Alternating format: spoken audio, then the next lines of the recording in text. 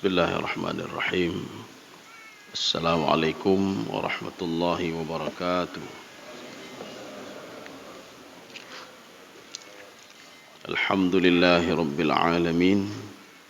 Wassalatu wassalamu ala asyrafil anbiya'i wal mursalin wa ala alihi wa ashabihi ajma'in. Raditu billahi rabba wa bil islami dina wa bi Muhammadin nabiyya wa rasula.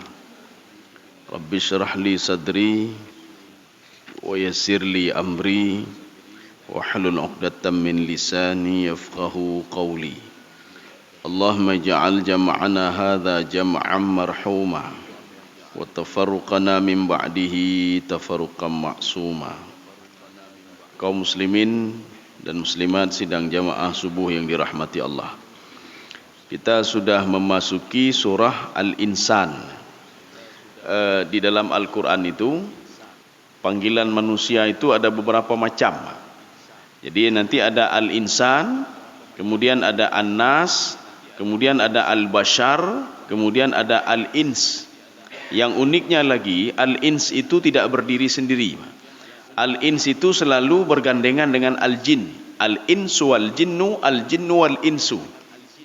Tidak ada di Al-Quran Al-Insu berdiri sendiri, tidak ada. Ini Al-Insan, Syekh Uthman Al-Khamisi, beliau mengatakan Al-Insan itu selalu digunakan kepada hal-hal yang negatif. Ya. Jadi artinya setelah diciptakan manusia, manusia itu tidak pernah mengenal siapa penciptanya. Maka itu negatif.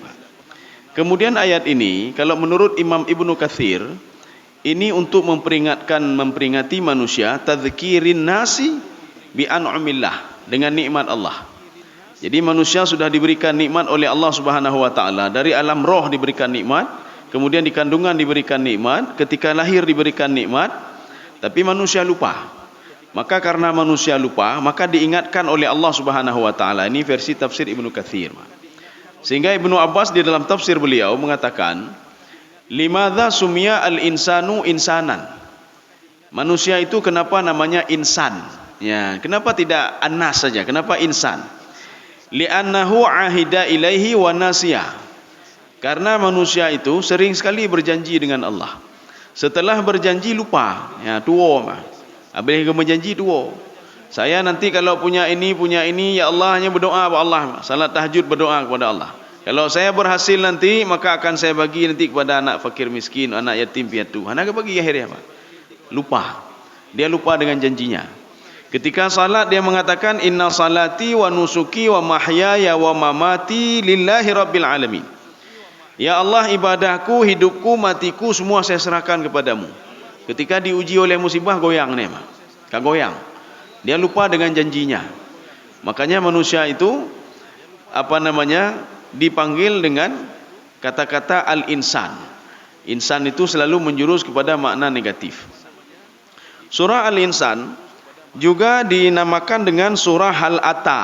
Ya, kalau di sini wa tusamma surata Al-Hata, Hal-Ata. Ya, nanti kalau ada yang mengatakan surah Hal-Ata, itulah surah Al-Insan. Kemudian wa suratul Amsyaj. Surah Amsyaj. Amsyaj itu apa? Akhlat. Akhlat itu apa? Ikhtilat. Bercampuran. Ini namanya surah Al-Insan juga. Ada yang mengatakan wa suratul Dahri.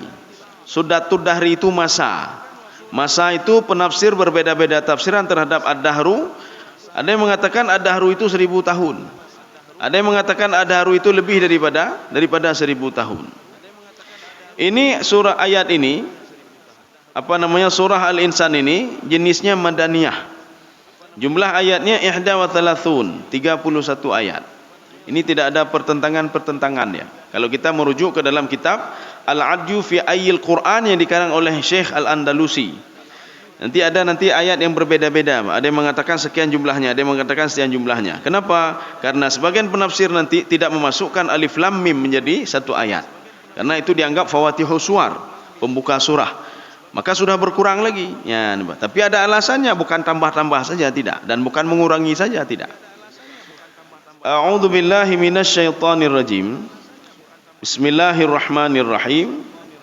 Hal ata 'alal insani hinum minad dahr.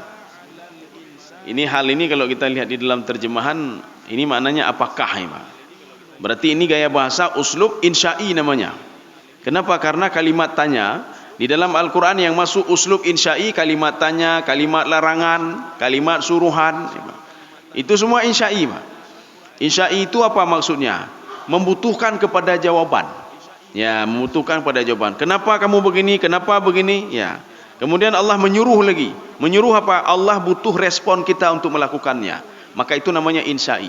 Aqimis salah. Tidak dianggap orang mukmin orang yang patuh kepada Allah sebelum dia mendirikan salat. Wa atu zakah. Kamu tidak saya anggap kata Allah sebelum kamu bayar zakat. Ya ayyuhalladzina amanu kutiba alaikumusiyam. Sebelum kamu itu melakukan ibadah puasa, hana lu anggap, Don. Makanya menggunakan ya itu lil bu'di. Ya itu panggilan jauh. Jadi maksud panggilan jauh, Allah masih menganggap seorang itu jauh sebelum mau melakukan apa yang diperintahkan oleh Allah.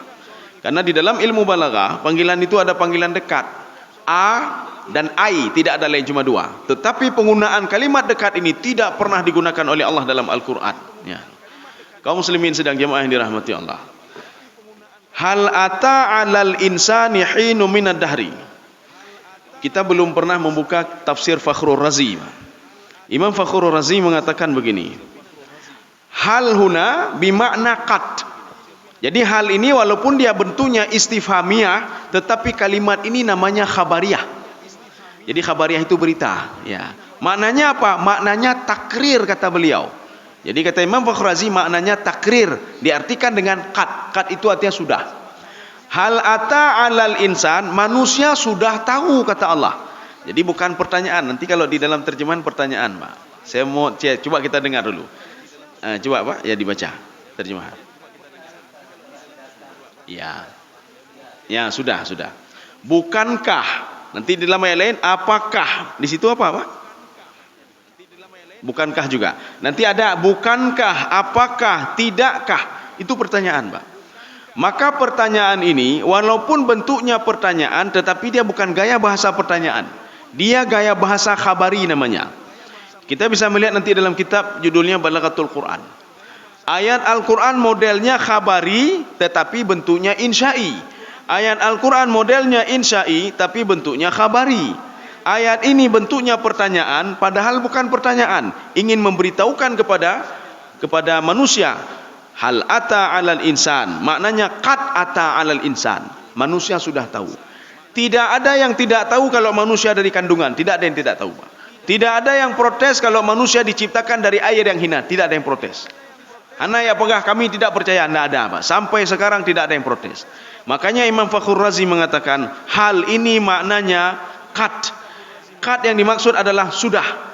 Untuk apa kalimat seperti ini? Litakrir, untuk memperingatkan manusia kembali. Drone urung hebat, urung raya, dulu tidak ada apa-apanya. Hebat. Kamu sekarang sudah diberikan nikmat, sudah diberikan ini oleh Allah. Dulu kamu tidak ada apa-apanya. Ya, ini makna qad di sini, Pak. Hal ata 'alal insan. Ini kalau kita merujuk ke dalam ini tafsir Jalalain ini, beliau mengatakan Adam, Nabi Adam. Jadi Allah memperingatkan Nabi Adam. Wahai Adam, kamu walaupun hebat seperti ini, hebat sekali. Kenapa hebat Nabi Adam, Pak? Ibnu Abbas mengatakan, Allamallahu jami'al lughat. Allah mengajarkan semua bahasa kepada Nabi Adam yang tidak disanggupi, tidak dikuasai oleh para malaikat.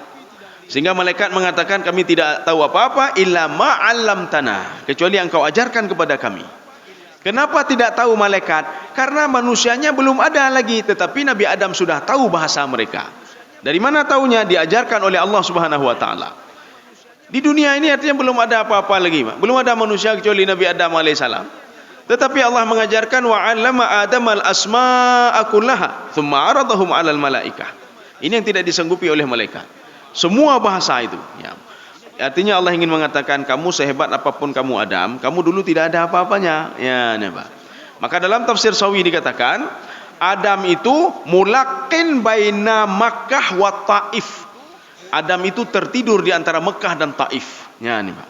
Jadi sebelum diberikan roh itu selama 40 tahun yang pertama min tin. 40 tahun yang kedua itu sudah berubah menjadi hamain, masnun. Kalau tadi tanah 40 tahun selanjutnya tanah liat. Selanjutnya berubah lagi, Pak. Ya, berubah lagi menjadi tanah yang keras. Dan kemudian dibentuklah Nabi Adam alaihissalam. Sehingga Ibnu Abbas mengatakan khalaqallahu Adam mi'ah wa ishrina sanah. Allah menciptakan Nabi Adam, proses-proses sehingga 120 tahun lamanya baru diberikan roh oleh Allah Subhanahu wa taala. Manusia begitu juga sebenarnya, Pak. Cuma bedanya apa? Arba'ina yauman, 40 hari, 40 hari, 40 hari. Sehingga genaplah menjadi 120 hari. 120 hari itu 4 bulan. 4 bulan inilah yang Allah katakan, saya tiupkan roh ke tubuh manusia setelah mereka 4 bulan di dalam kandungan ibunya. Ya. Kalau Nabi Adam 40 tahun. Maka ayat ini kata Imam Ibnu Katsir, li'ammatin nas, untuk seluruh umat manusia yang mereka tidak mengenal Allah Subhanahu wa taala. Untuk seluruh umat manusia yang setelah diciptakan dia tidak tahu beribadah, tidak pandai berterima kasih kepada Allah Subhanahu wa taala. Maka ayat ini berlaku untuk mereka, ya. Kalau kata Imam Jalalain tidak untuk Nabi Adam saja, ya. Kaum muslimin sidang jemaah yang dirahmati Allah. Hal ata 'alal insani hinum minad dahri. Jadi pada masa-masa dulu, coba manusia ingat kata Allah. Kamu hebat, coba ingat-ingat dulu, coba ingat-ingat dulu. Kamu sekarang masih hidup kata Allah, coba ingat-ingat dulu. Ya. Dulu kamu tak ada apa-apanya kata Allah. Tak ada apa-apanya. Hinum minad dahri. Jadi masa-masa, dahrun itu masa. Maka ada yang mengatakan dahrun itu itulah seperti tadi 1000 tahun. Minad dahri 40.000 tahun, 40 tahun. Ada yang mengatakan puluhan, ada yang mengatakan ribuan. Jadi macam-macam. Maka kita kalau merujuk ke dalam Sawi, merujuk ke dalam tafsir Ibnu Abbas, beliau mengatakan puluhan, ya. Berarti dahrun itu 40 tahun, 40 tahun, 40 tahun, sehingga menjadi 120 tahun. Manusia begitu juga. Kalian tidak ada apa-apanya kata Allah. Dulu kalian itu saya yang pertemukan antara dua cairan itu saya pertemukan. Dua air itu saya pertemukan kata Allah. Wa innahu ala raj'ihi laqadir. Saya juga bisa memisahkan itu kata Allah, sehingga kamu tidak ada di dunia ini. Ini pengaruh hebat, Pak. Kita pun hebat pada masanya sendiri, Pak. Pada masa sekarang ini hebat loh. Selanya hana hebat lek, hebat gak lama. Setelah itu 100 tahun puluhan tahun akan datang sudah hebat orang lain lagi. Puluhan tahun lagi sudah hebat orang lain lagi. Ulun paling kaya jina paling kaya, Pak. Nanti setelah itu kaya lah orang lain lah. Ya, Pak. Fir'aun kalau seandainya hidup pada zaman sekarang ini, hana hebat lagi ya Fir'aun, Pak. Dia hebat pada masanya saja. Qarun pada masanya saja. Kaum Ad pada masanya saja. Kaum Samud juga pada masanya saja. Kaum muslimin sedang jemaah yang dirahmati Allah. Hinum minad dahri lam yakun syai'am madhkura. Apa itu madhkura? Kita lihat dengar terjemahan dulu, Pak. Ya, coba dibaca, Pak. Dulu, ya. Sambung saja, Pak.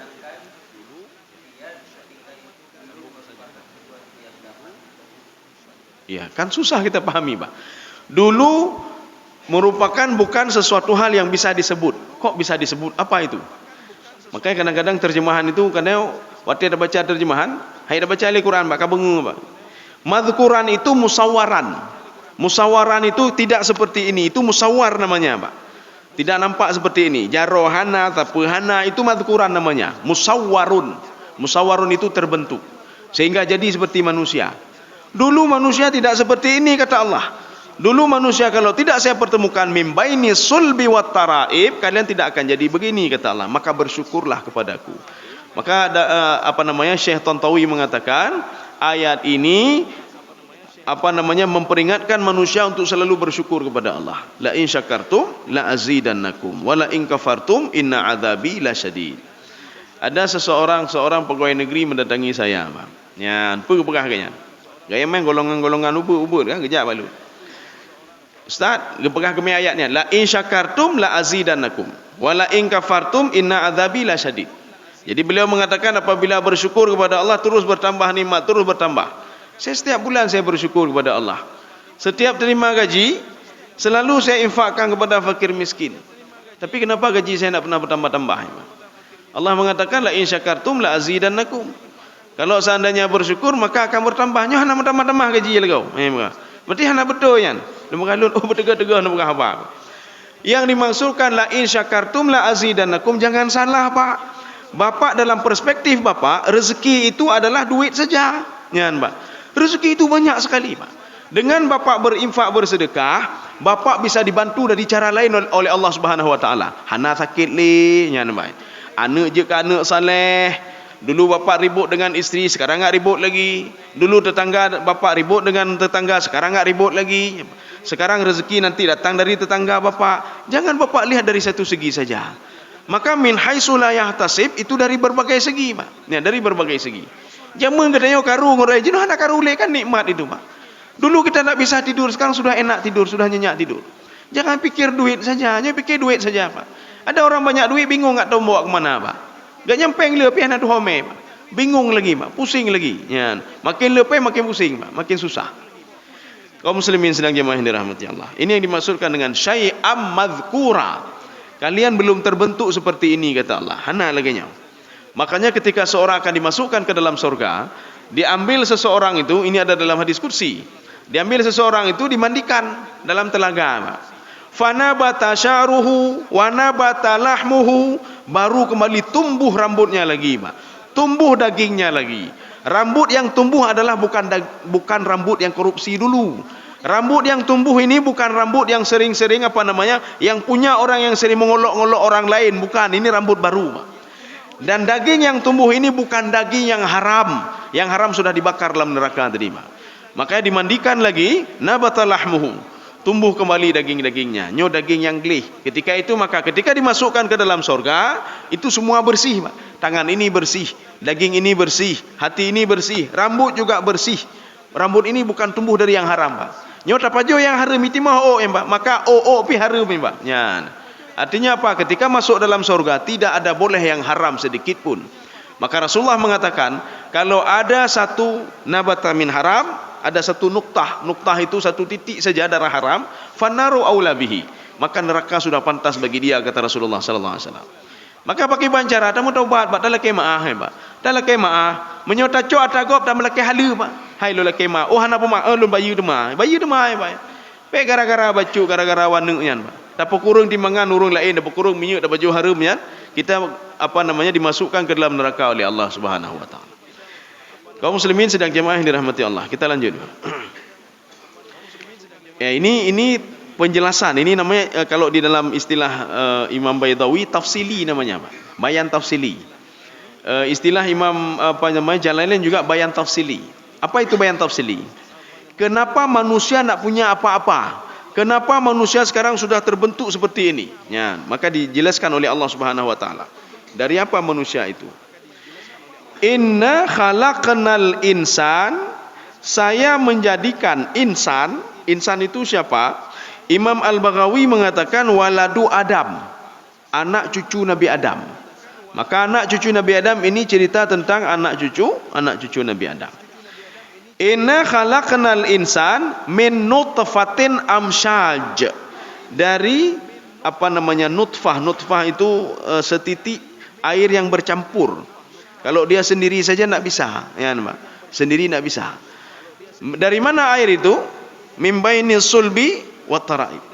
Jadi dari tulang sulbi. Jadi kalau laki-laki itu dari sulbi, perempuan itu dari taraib. Yang membuat bercampur itu adalah saya, kata Allah. Maka manusia itu dikatakan nutfatin amsyaj. Kalau sendiri satu-satu tak bisa, Pak. Maka harus digabungkan dulu. Ya, nabtalihi. Ya, saya minta diterjemahkan lagi, Pak. Ini nanti kita supaya jangan keliru. Di sini ada kita harus menggunakan tafsir Zamakhsyari dalam ayat ini, Pak. Sekarang kita lihat terjemahannya dulu. Coba dibaca. Ya.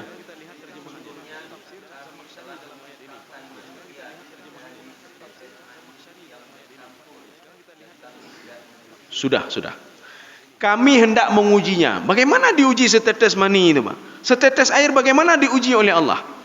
Maka kita harus memahami ayat ini melalui dua tafsir, Pak.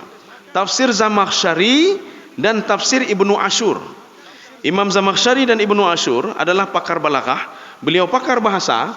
Beliau melihat ayat ini namanya i'tibar ma sayakunu. ini setetes mani ini dia akan jadi orang, Pak. Dia akan jadi dewasa. Setelah dewasa saya uji dia, kata Allah. Jadi bukan ketika itu diuji, tidak. Ketika dewasa dia baru diuji, Pak. Ya, mbak talahan.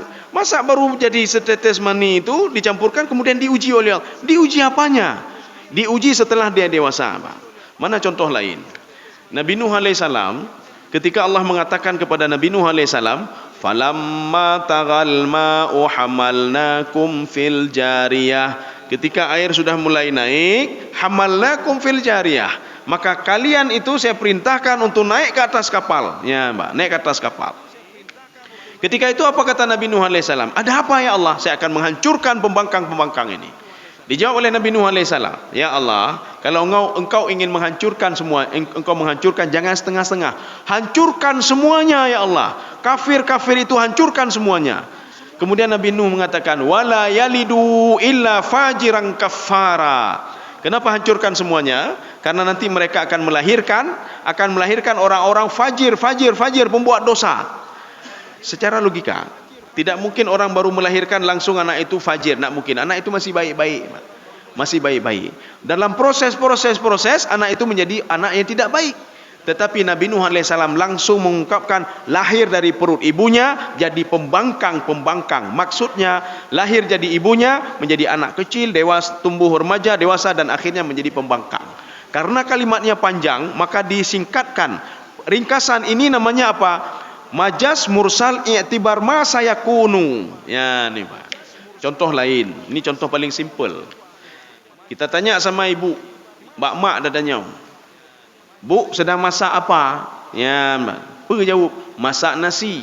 Aci bukakan bu getagun. Yang getagun beru. Ya, jadi yang dimasak itu beras bukan nasi. Tak protes dia tiga. Pandai nabu netagun beru. Ya, nih Mbak. Ini namanya apa? I'tibar ma sayakunu. Ibu betul masak beras. Proses menjadi nasi. Karena kalimatnya panjang, maka ibu langsung meringkaskan. Saya masak, hasilnya nasi saya masak. Ya, ini dua cairan ini yang saya satukan ini, setelah dia itu tumbuh dalam perut, saya berikan roh, saya lahirkan ke dunia. Setelah dia balik, saya uji dia, kata Allah Subhanahu wa taala. Ya, diuji oleh Allah. Jadi bukan ininya diuji, tidak. Bukan cairan itu diuji oleh Allah, belum ada ujian lagi. Maka supaya ada syarat ujian, maka diberikan oleh Allah Subhanahu wa taala modal. Maka kita nak modal semua, Pak. Kita punya modal. Tidak ada alasan kita tidak tahu. Tidak ada alasan saya nak tahu apa-apa ya Allah, hanya alasannya, Pak. Kenapa diberikan 4 modal oleh Allah Subhanahu wa taala? 4 modal. Modal yang pertama, faja'alnahu sami'an. Saya berikan dia pendengaran, Pak. Ini modal pertama kita supaya bisa bertakwa kepada Allah Subhanahu wa taala. Jadi artinya informasi-informasi itu diserap melalui telinga, Pak. Informasi diserap melalui telinga. Maka kita geyumurno, Pak, geyumurno. Maka you dengar, you cermati supaya apa? Supaya informasinya dapat. Ini diberikan modal oleh Allah. Ini modal sudah ada. Makanya Rasulullah mengatakan begini. Jadilah orang berilmu, kun aliman au muta'alliman. Jadilah orang yang berilmu atau orang yang mencari ilmu. Umanyo umanyo ilmu hana tapi tak ilmu, Pak. Au mustami'an, atau jadilah mustami. Mustami itu pendengar. Wala takun rabi'an, jangan jadi orang yang keempat. Hancur kamu, kata Rasulullah SAW. Bagaimana orang yang keempat? Ilmu pun ada, mencari ilmu pun tidak, mendengar pun tidak. Maka Rasulullah katakan jangan jadi yang keempat. Fatahlik, maka kamu itu akan hancur. Ya. Maka salat tidak punya ilmu, mardud, ditolak. Wudu tidak punya ilmu, ditolak. Ya, Mbak. Semua yang tidak punya ilmu ditolak. Maka Fudail bin Ayad itu di dalam kitab beliau, apa kata beliau? Kalau ingin amal ibadah itu diterima, la budda ayatawaffar syartani asasiyani. Harus punya 2 syarat. Kalau ingin amal ibadah diterima, apa saja? Baca Quran, lain sebagainya. Baca Quran pi haruna ilmu, Pak. Bukan haruna ilmu. Salah-salah kita baca, itu Quran melaknat kita, Pak. Ya, Quran melaknat kita. Makanya nanti makhrajnya, maka belajar tajwid sudah wajib lagi. Makanya wajib lo tajwidnya, Pak. Jadi makanya faja'allahu sami'an basira. Sami'an dulu pendengarannya. Jadi makanya di telinga ini untuk bukan mendengar. Makanya ditolak amal ibadah itu kalau tidak ada 2 syarat. Yang pertama al-ikhlasu. Ikhlas beribadah kepada Allah. Yang kedua, as-shawab, ibadah itu benar. Dari mana kita tahu benar? Dari ilmu, Pak. Tamurna. Dari mana tahu benar bacaannya? Tamurna, Pak. Kenapa ini bacaannya lain? Kok alaihum? Alaihum waladhdallin. Kenapa tidak alaihim? Kenapa alaihumu waladhdallin? Ya, jadi nanti menyuruh anak ilmu kayak protes aja. Yang pun baca yang kata tak doa baca alaihum. Yang kata tak doa alaihumu, Pak. Padahal tak terbalik doa yang tak nak baca tepu, ya, Pak. Jadi makanya harus kita baca terus, Pak. Kenapa mereka berani membaca sebagian alaihumu waladhdallin? Mereka punya ilmu. Mereka tahu kalau salah baca nanti salatnya ditolak oleh Allah Subhanahu wa taala. Ini kan qiraat namanya, Pak. Ini qiraat ya. Ini bacaan. Kaum muslimin sedang jemaah dirahmati Allah. Seperti bacaan tsumma nunshizuha. Ada yang baca tsumma nunshiruha ya. Ini kan bacaan Yaman, Pak. Jadi sebagian baca nunshizuha. Itu orang-orang Yaman itu himyar, mereka susah baca nunshizuha ya, Pak. Maka mereka membaca tsumma nunshiruha. Jadi za itu menjadi ra, bukan sembarangan berubah, tidak. Ini harus juga dengan ilmu. Makanya Rasulullah mengatakan jangan jadi orang kelima. Punya ilmu tidak, kemudian mencari ilmu juga tidak, mendengar juga tidak. Fatahlik, maka kamu itu akan hancur. Fa itu fa sababiyah. Kenapa fa sababiyah? Karena kamu tidak punya ilmu. Karena kamu tidak menuntut ilmu, karena kamu tidak mendengar ilmu, kata Rasulullah SAW. Ini yang pertama, modal yang pertama. Summa nabtalihi. Ya sedikit, ini ada yang tertinggal mungkin, Pak. Jadi manusia itu diuji dengan apa? Kata Imam Al-Baghawi, bil amru wan nahyu. Ya, jadi nanti kalau sudah dewasa diuji dengan apa? Dengan perintah dan larangan. Itu ujian, Pak. Maka perintah Allah itu ujian bagi kita, apakah kita melakukan atau tidak. Ketika Allah perintahkan salatlah kalian, aqimis salah, sedang menguji kita apakah kita patuh kepada Allah atau tidak. Ketika kita itu Allah mengatakan la taqrabu zina, jangan dekati zina, kita tidak mendekati zina, berarti kita sudah bisa melewati ujian Allah Subhanahu wa taala. Tetapi maksiat mentang dak pubut embah. Mentang dak pubut maksiat. Mentang dengki ke gop, mentang kueh ke gop. Artinya kita belum melewati ujian lagi, Pak. Pendengaran sudah diberikan. Ilmu sudah sampai ke kita kalau keng ke gopnya lanjut. Ilmu sudah sampai kalau riba nak boleh. Ilmu sudah sampai kalau makan haram nak boleh. Ilmu sudah sampai kalau mengurangi timbangan itu tidak boleh. Nyan, Pak. Katrok mendum, Pak. Cuma tak pegak cit. Nyan, Pak. Tak pegak cit. Maknanya kita nak bisa melewati ujian, Pak. Dengan perintah dan larangan. Kan mudah sekali hidup ini, Pak. Hidup ini visi misi kita menjalankan perintah dan meninggalkan larangan. Karena inilah ujiannya. Ujian cuma dua mendang, Pak. Ya, ujian cuma dua saja. Ini modal yang pertama tadi. Modal pertama telinga, Pak. Modal yang kedua, faja'alnahu sami'an basira. Ini basira ini penglihatan. Jadi makanya penglihatan ini jangan gunakan pada sembarangan tempat, Pak. Paling enggak ada baca Quran. Tak kalian apa Allah mengatakan, coba lihat afala yanzuruna ilal ibili kaifa khuliqat. Katanya memahami ayat itu secara teks. Sehingga kita mengatakan apa? Apakah kamu tidak melihat kepada onta? Padahal ada makna tersembunyi di belakang itu, Pak. Ya. Artinya mengajak manusia untuk terus menggunakan otaknya. Dari apa tadi? Dari matanya tadi, Pak.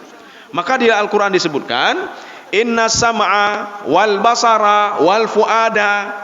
Fuada itu penerima informasi, Pak. Ini raja ini, Pak. Makanya raja ini dia bisa berbuat sesuatu gara-gara informasi telinga dan informasi mata. Makanya seorang itu bisa berbuat maksiat gara-gara dua hal ini, Pak. Dua hal ini.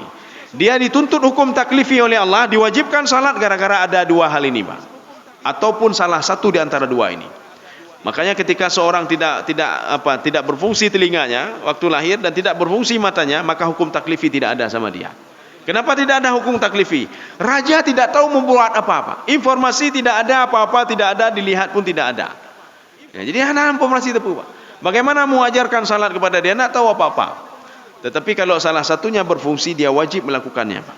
Matanya saja berfungsi, dia wajib melakukan ibadah salat. Bagaimana caranya? Dia dengan cara melihat. Oh, ini tidak bisa melihat, mendengar saja.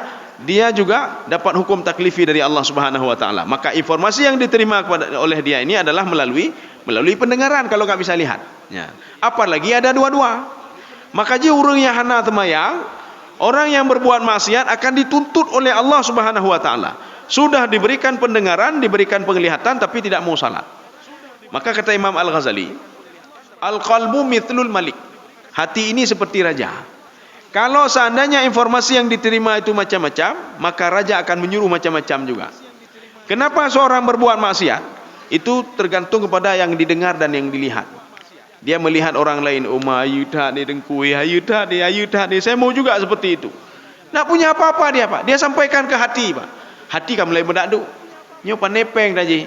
Ai ni temucu mentok, Pak. Curi aja punya orang lain, nanti bayar balik. Ya, ni yucu, Pak. Siapa yang nyuruh, itulah hati yang nyuruh, Pak. Sehingga tangan dia mencuri punya orang lain. Ya, Pak. Sehingga kaki membantu tangan juga.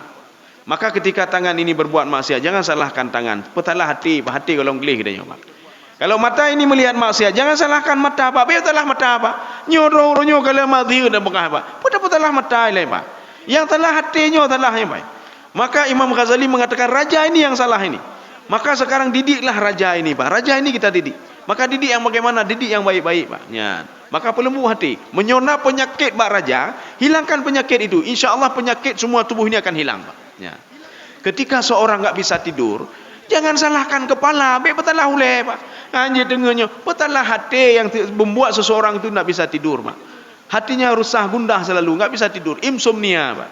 Hati bermasalah nih, Pak. Kenapa? Karena dia berbuat dosa kepada Allah Subhanahu wa taala. Maka sembuhkanlah hati ini, ya. Kita sudah pernah membahas mungkin pertemuan yang lalu. Untuk meminikan penyakit hati, kan? Penyakit hati itu kata dalam tafsir Al-Hikam itu cuma dua penyakitnya, Pak. Al-ghaflah dan syahwat, itu saja. Obatinya juga dua, ya. Al-ilmu wa sabru. Jadi jangan salah ubat nih, Pak. Tidak orang tekik perut, beli obat tekik uleh, maka perut hantar boleh pulih, Pak. Tidak orang sakit jantung, geblau obat ini, Pak, obat obat ginjal, maka jantungnya enggak pernah sembuh. Seorang itu sakit apa lagi, beli obat lain, Pak, stroke, beli obat lain, Pak. Maka jangan salah obati hati, Pak. Hati itu dia berbuat dosa sumbernya cuma dua saja. Sehebat apapun seorang itu, lun ahli ibadah, lun ahli tahajud, kalau ada dua itu hancur semuanya, Pak. Ya, Pak. Yang pertama ghaflah itu lalai. Seorang ahli ibadah juga bisa lalai, Pak. Nabi Adam juga lalai, bukan tidak lalai, Pak. Ketika diberitahukan berapa kali, akhirnya istrinya juga mengatakan, "Hai bacut nondong, Pak." Ghaflah. Bagaimana cara mengobati ghaflah ini, lalai ini? Bil ilmi, kata Imam Ghazali, Pak. Dalam kitab Al-Hikam juga, Ibnu Athaillah As-Sakandari. Bil ilmi apa?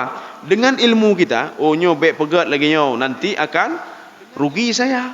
Ya, Pak. Saya tidak mau berbuat begini, saya tidak mau ngatai orang lain, saya tidak mau menuduh orang lain macam-macam. Kenapa? Secara ilmu rugi saya nanti. Ya, Pak. Dari mana ilmu itu? Maka harus kita cari ilmu itu, Pak.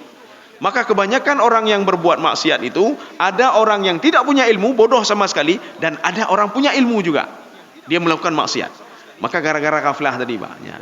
Maka ilmu itu walaupun ulung kamalim hana bupuh hana maksiat tidak, belum bisa dijamin, Pak, dia berbuat maksiat. Ada saja ketika itu dia lengah. Ketika dia tidak lengah, maka ilmunya memberitahukan kepada dia. Yang kedua, asyahwah. Syahwat itu keinginan. Keinginan ini, keinginan itu, banyak keinginannya, Pak. Akhirnya apa? Dengan banyak keinginan itu, dia berbuat maksiat. Makanya obatnya apa? As-sabru, bersabarlah, sabar. Nyo tak sabar, becok eleh tagop, karena ilika tak sabar je, Pak. Bersabar katanya, nyo ingin dapat laba yang banyak, tapi kurung dia mengantar. Sabar saja, kata Allah. Ini obatnya. Makanya dua penyakit diobati dengan dua obat. Ya, kita lanjut lagi. Ini modal yang kedua, Pak, yang diberikan oleh Allah. Ini tidak ada protes, nampak protes, Pak. Ya Allah, saya nak dengar apa-apa, saya nak melihat apa-apa, nampak protes. Saya nak tahu apa-apa, sudah diberikan ini, Pak, telinga, Pak. Sudah diberikan telinga. Sudah diberikan mata juga. Nanti ada yang mengatakan, lu tinggal di tempat terpencil, hana lu deput apa. Diberikan modal yang ketiga dan keempat sekarang, Pak. Diberikan modal ketiga dan keempat. Kalaupun kamu tinggal di tempat yang terpencil, kalaupun kamu tidak tahu apa-apa, kata Allah, saya berikan modal ketiga dan keempat. Inna hadainahu sabila imma syakiran wa imma kafura. Kita sampai di sini saja. Saya berikan modal selanjutnya, kata Allah. Inna hadainahu. Saya berikan petunjuk kepada dia. Petunjuk apa itu? Kita kembali ke ayat lain. Kita akan menafsirkan Al-Quran dengan Al-Quran. Fa'alhamaha fujuraha wa taqwaha. Saya berikan modal dia. Fa'alhamaha fujur. Alhama satu, mungkin bukan satu-satunya, Pak. Ya, mungkin ada yang lain, tetapi yang saya tahu satu-satunya penafsir yang menafsirkan alhama ini maknanya allama adalah Ibnu Abbas. Apa kata Ibnu Abbas? Fa alhamaha fujuraha. Maknanya saya ajarkan dia potensi yang ketiga dan potensi yang keempat supaya tidak berdalih lagi di padang mahsyar. Apa itu? Fujuraha. Saya ajarkan dalam tubuh dia. Ini kejahatan ya. Kejahatan diajarkan oleh Allah. Sehingga seseorang itu dia tahu secara tabiatnya, dia tahu itu jahat. Ini kejahatan. Kalau kamu lakukan ini akan begini. Kamu akan dapat murkaku, kata Allah Subhanahu wa taala, dan kamu nanti tidak akan bahagia dunia akhirat, tidak bahagia. Dan akhirnya kamu itu akibat kemarahanku saya masukkan kamu ke dalam neraka. Ini diajarkan oleh Allah, Pak. Kalau tidak percaya, coba tanya sama orang baik dapagah uruhan atau mayang, Pak. Urang kafir, ceritanya Mbak urang kafir, Pak. Tanya sama orang musyrik, tanya sama orang munafik. Berzinanya ceritanya, Pak. Kemudian mengurangi timbangan apa boleh? Coba tanya sama mereka, Pak. Boleh enggak curang sama orang lain? Boleh enggak menzalimi orang lain? Mereka menjawab tidak boleh. Boleh enggak membunuh orang lain? Tidak boleh. Apapun ini dia, Pak. Punya agama, tidak punya agama, dia tahu kalau itu tidak baik. Kenapa? Potensi itu sudah diajarkan oleh Allah Subhanahu wa taala. Maka ini potensi yang ketiga, Pak. Tidak ada alasan kalian tidak tahu, kata Allah. Siapapun kalian, kalian akan tahu kalau itu jahat, kalau itu tidak baik. Di dalam agama Konghucu, agama Konghucu, agama Cina, mereka ada dasar-dasar, landasan agama namanya. Itu kalau nggak salah kalau di 10 atau 15 landasannya, Pak. Landasan agama. Padahal itu kan bukan agama samawinya, Pak. Agama yang pegak-pegaknya, Pak. Konghucu. Tetapi mereka itu apa yang pertama? Jangan zalimi orang lain, jangan mengurangi timbangan, jangan berbuat curang, ya, Pak. Dari mana mereka tahu itu? Tabiat mereka memberitahukan mereka kalau mencuri punya orang lain itu tidak baiknya, Pak. Dari mana itu? Fa'alhamaha fujuraha. Saya ajarkan itu kepada kalian. Satu, ya, Pak. Ini yang ketiga, Yang keempat, wa taqwaha. Saya ajarkan ketakwaan sama kamu, kata Allah. Saya ajarkan kamu ini kebaikan begini ya, ini kebaikan, lakukan kebaikan. Kalau kamu buat kebaikan akan dapat rahmatku. Kalau kamu dapat rahmatku akan aku berkahi hidupmu, kata Allah. Dunia akhirat aku berkahi hidupmu dunia akhirat. Kemudian nanti kamu akan saya masukkan ke dalam surga, kata Allah Subhanahu wa taala. Yang tak tepu katanya, Pak. Cuma Allah mengatakan falaqatahamal akabah. Tapi kalian kenapa memilih hal-hal yang jelek? Sudah saya berikan potensi itu. Kenapa masih memilih yang jelek? Ini seperti begini, Pak. Kita punya komputer ya. Kita punya komputer. Dalam komputer itu ada antivirus. Sudah dimasukkan antivirusnya. Ketika ada virus masuk dari flash disk atau dari mana saja, maka komputer akan mendeteksi, ditolak, tidak bisa diterima. Kenapa? Sudah diajarkan di dalam komputer itu antivirusnya. Tubuh kita ini ketika berbuat maksiat, tubuh langsung menolak, Pak. Ini tidak baik. Mana buktinya? Hati mendaduk, Pak. Coba buat maksiat sekali, Pak. Pegang mati tiga, cipu pegang mati, Pak. Nyokon mendaduk hati, Pak. Kenapa? Hati memberitahukan ini tidak baik. Ini tidak baik. Aci korupsi tiga, Pak. Waktu korupsi ada gam, hati mendaduk, Pak. Hati mendaduk. Aci kalian mati tiga, Pak. Menyomahana mendaduk hati, Pak. Hati mendaduk, Pak. Hati memberikan sinyal ini tidak baik. Dari mana ini? Inilah potensi yang diberikan oleh Allah Subhanahu wa taala. Fa alhamaha fujuraha wa taqwaha. Sekarang tergantung kepada kita. Kita mempergunakan yang mana? Makanya syaitan mempergunakan fasilitas yang ketiga, Pak, untuk menggoda manusia. Dalam tubuh manusia memang ada kejahatan. Maka syaitan itu ingin membangkitkan kejahatan manusia itu lagi. Dia basicnya. Baik temayang, baik pebutnya, kurangi timbangan. Ketika kita merespon, yang lebih bahaya, Pak. Lebih bagus kita tidak usah merespon. Akhirnya apa? Potensi tadi dia seperti ini terus, Pak. Tak pernah dia berkembang. Tetapi ketika kita merespon, oh nyoci, pegat mati orangnya hana pupu, tinggal bertaubat. Akhirnya dia buat maksiat, potensi itu akan bangkit lagi, Pak. Besok dipilih lagi, bangkit lagi dia. Sehingga apa kata Imam Ghazali? Hatta taghallaba ala kulli jismihi. Sehingga seluruh tubuh dia penuh dengan kejahatan. Makanya ketika dia bangun tidur, laulai kejahatan mentang gepikir, Pak, nak gepikir temayang. Gepikirnya kedai bagi ban, nyo rugo bagi ban, menyojeh bagi bannya saja pikir laulai, Pak. Kenapa? Potensi kejahatan dia tadi sudah berhasil dibangkitkan oleh syaitan. Maka Rasulullah mengatakan, wa atbi'is sayyi'atal hasanata tamhuha. Kalau caranya bagaimana? Rasulullah kasih cara kepada kita. Nyo dalam tubuh kejahatan mendum, Pak. Kebanjarannya, nyo kejahatan mendum dalam tubuh. Rasulullah mengatakan, berbuatlah kebaikan sebanyak mungkin. Dengan berbuat kebaikan, potensi kebaikan kamu ini akan muncul kembali dia. Sehingga kejahatan itu akan ditutupi oleh dia. Ya itu, Pak. Ya, ditutupi oleh kebaikan sehingga tubuh kamu penuh dengan kebaikan-kebaikan. Disitulah kamu mau mulai senang beribadah, senang melakukan kebaikan-kebaikan. Ya. Kaum muslimin sedang jemaah yang dirahmati Allah. Maka ji orang yang bantah maun Islam, jangan kasih takut-takut dulu Pak. Baik puya-puya ile. Biasakan dulu tubuhnya. Kalau nak mau salat 5 waktu, hana apa ile bah tabu wate ile. Tabu biasa. Kemudian tengok tak malam 2 ga wate. Tengok tak malam nyo dah boga. Ini harus salat 5 waktu semuanya. Kalau enggak tamang neraka dah. Yang tak dia je. Kalau mencuri, potong tangan kamu nanti. Kaya aje. Kalau berzina, rajam bagaimana? Sampai mati, Pak. Ai ji pu uronya ju iplung je, Pak. Hanale Islam lu cukup ya Islam ya, Pak. Nak mahu dah. Ini kita ajarkan sedikit-sedikit, Pak. Hari ini nak mau salat kita ajarkan salat dulu sedikit. Sehingga apa? Potensi kebaikan dia itu bangkit kembali sehingga menyelimuti seluruh tubuhnya sehingga salat itu nikmat bagi dia. Kalau tadi salat itu beban bagi dia, yang bagi kita juga binanci, Pak. Orang yang hana biasa sembahyang, salat itu beban. Ketika azan Allahu Akbar, oh maka teruk beban lah monggo. Tutah ya, Pak, tutah ya, Pak. Setelah selesai salat, alhamdulillah kabeh beban. Pelung je, Pak. Makanya salat itu sekarang kita robah, Pak, kita robah. Memang betul salat itu kewajiban. Kita robah sekarang. Salat itu kebutuhan kita, Pak. Kebutuhan jiwa kita. Kita nyo menyuhan atas sembahyang kamu ndak du hatinya kebutuhan, Pak. Seperti kita makan. Makan hana perleyu, kebutuhan makan kan. Aci kala nurum ni hana baju bu katanya Pak janda baju bu, Pak. Ya, kebutuhan dia. Ada enggak orang nanya, ini kapan di mana kita salat? Kapan kita salat? Di mana kita ini kan? Di mana kita ambil wudu? Bagaimana kita salat asar nanti, Pak? Itu maknanya salat itu sudah kebutuhan bagi dia. Dia sudah menikmati ibadah salat itu, ya. Faja'alnahu sami'an basira. Jadi ini inna hadainahu sabila imma syakiran wa imma kafura. Maka nanti ada dua manusia. Kalau yang menggunakan potensi kebaikan itu, maka dia orang yang bersyukur dan teringat kepadaku, kata Allah. Dan orang yang makanya untuk murno, tajak murno kedih, itu untuk membangkitkan potensi kita. Potensi kita sudah ada sebenarnya. Cuma untuk membangkitkan itu, you murno, jak kedih, akhirnya potensi itu bangkit. Kalau seorang itu bergaul dengan orang tidak baik, maka potensi kejahatan itu secara tidak sadar dia sudah mengasahnya sehingga potensi itu menyelimuti seluruh tubuhnya. Maka hana alasan bergalun bangai, ulun bodoh, hana bodoh, Pak. Hana bangai, Pak. Kita yo jarang-jarang mendum. Cuma potensi ini tidak kita bangkitkan. Makanya dengan kita biasa beribadah ini potensinya akan bangkit, Pak. Kita biasa ngomong baik-baik, hana tak temena agap. Menyota temena agap, secara tidak sadar kita sudah membangkitkan kejahatan dalam tubuh kita, Pak. Uronyo temena, hana temena memang, Pak.